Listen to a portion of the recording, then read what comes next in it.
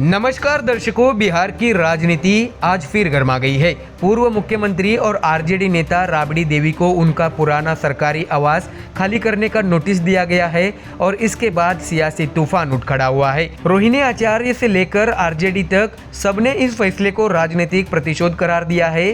क्या है पूरा मामला, क्यों बिहार की सियासत में अचानक हलचल बढ़ गई है, आइए दर्शकों समझते हैं पूरी रिपोर्ट। दरअसल दर्शकों, आपको बता दें कि बिहार की राजधानी पटना का 10 सर्कुलर रोड पिछले 2 दशक से राबड़ी देवी का सरकारी आवास और अब ठीक 25 नवंबर 2025 को भवन निर्माण विभाग का एक नोटिस जिसमें साफ लिखा गया है कि आवास खाली करे, नया आवास आवंटित किया जा चुका है। लेकिन नोटिस आने के साथ ही राजनीति भी गर्म हो गई। दर्शकों, आपको बता दें कि राबड़ी देवी को 39 ओर्डिंग रोड स्थित सरकारी आवास दिया गया है। सरकार का कहना है कि यह आवास उन्हें बिहार विधान परिषद में नेता प्रतिपक्ष की हैसियत से दिया गया है। लेकिन सवाल यह है कि इतने सालों बाद अचानक बंगला क्यों बदल रहा है। रोहिणी आचार्य ने सोशल मीडिया पर पोस्ट करते हुए लिखा है कि करोड़ों लोगों के मसीहा लालू प्रसाद यादव का अपमान इन लोगों की पहली प्राथमिकता है। घर से तो निकाल देंगे, जनता के दिल से कैसे निकालेंगे। सेहत नहीं तो कम से कम राजनीतिक कद का सम्मान रख लेते। ऐसे में दर्शकों, रोहिणी आचार्य के इस पोस्ट के बाद सोशल मीडिया पर बहस तेज हो गई है।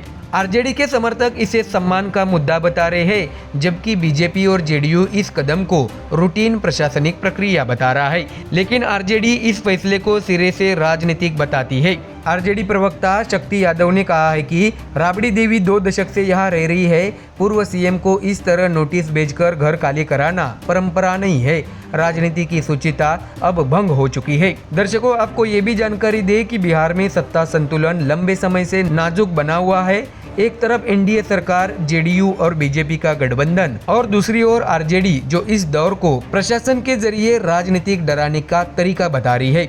आरजेडी का सीधा आरोप है कि सीएम हाउस में अब बीजेपी का दखल बढ़ चुका है और जेडीयू मजबूर साथी बन गई है। ऐसे में दर्शकों, आपको बता दें कि ये बिहार का वही आवास है जिससे अब राजनीतिक विवाद छिड़ गया है। यहाँ आने जाने वालों का कहना है कि राबड़ी देवी ने बिहार की राजनीति का बड़ा हिस्सा जिया है और अचानक आवास बदलने का फैसला स्वाभाविक रूप से सवाल खड़ा करता है। आरजेडी इसे राजनीतिक बदले की कार्रवाई बता रही है, जबकि सरकार का कहना है कि यह प्रक्रिया नियमों के अनुसार है। तो दर्शकों, भवन निर्माण विभाग की ओर से जारी आदेश में साफ लिखा गया है कि राबड़ी देवी को नया आवास नेता प्रतिपक्ष के प्रोटोकॉल के हिसाब से दिया गया है।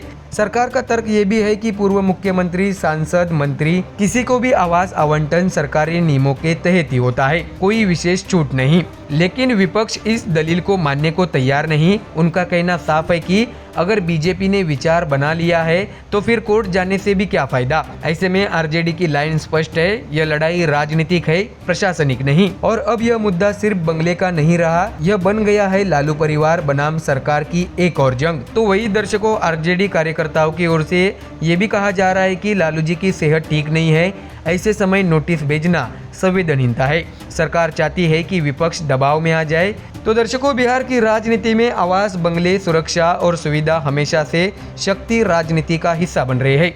लेकिन राबड़ी देवी का मामला इसलिए बड़ा बन रहा है क्योंकि यह सिर्फ एक आवास परिवर्तन नहीं, बल्कि लालू यादव की विरासत और सम्मान से जोड़कर देखा जा रहा है। जानकारी दे कि 39 हार्डिंग रोड जहां राबड़ी देवी को नया आवास मिल गया है, सरकारी कर्मचारियों की तैयारी जारी है और जल्द यह बंगला पूर्व मुख्यमंत्री को सौंप दिया जाएगा।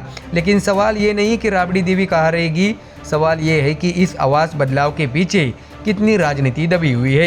एक तरफ प्रशासन का दावा, नियमों के मुताबिक सब कुछ, तो वही दूसरी ओर विपक्ष का आरोप है कि सम्मान का अपमान और राजनीतिक बदले की कार्रवाई। ऐसे में अब यह मामला घर का कम और राजनीतिक संदेश का अधिक बन चुका है। हर पक्ष अपनी जमीन पर खड़ा है और बिहार में सियासी पारा फिर चढ़ चुका है। ऐसे में क्या यह मामला सिर्फ आवास परिवर्तन का है या इसके पीछे छिपी है एक बड़ी राजनीतिक चाल। फिलहाल दोनों पक्ष आमने सामने हैं और आने वाले दिनों में यह विवाद और तेज हो सकता है।